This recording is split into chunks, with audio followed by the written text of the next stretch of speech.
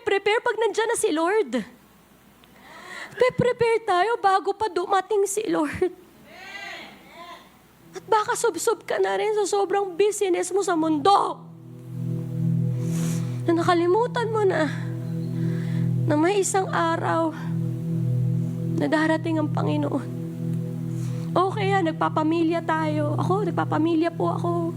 Okay yan po, nagbe-business ka. Okay po yan. Okay yan, nagpapayaman ka. Okay yan, walang problema.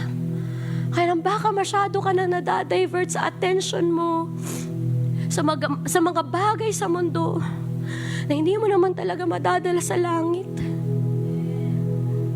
Kakaisip sa mundo, kakaisip sa mga lupa, kakaisip sa pagpapamilya.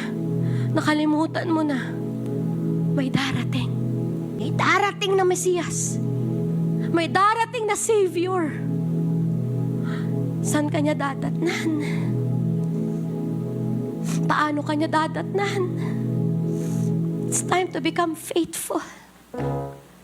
Do not fake your Christianity. Do not fake your spirituality, life giver.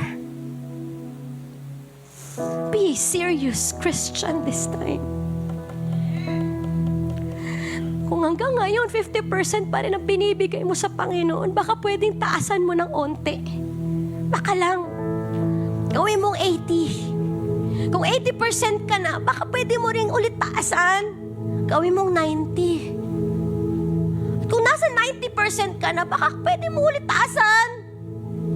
Gawin mong 100%. Kasi di tayo naghihintay sa wala.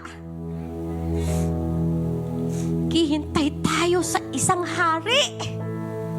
Sa isang Diyos na totoo.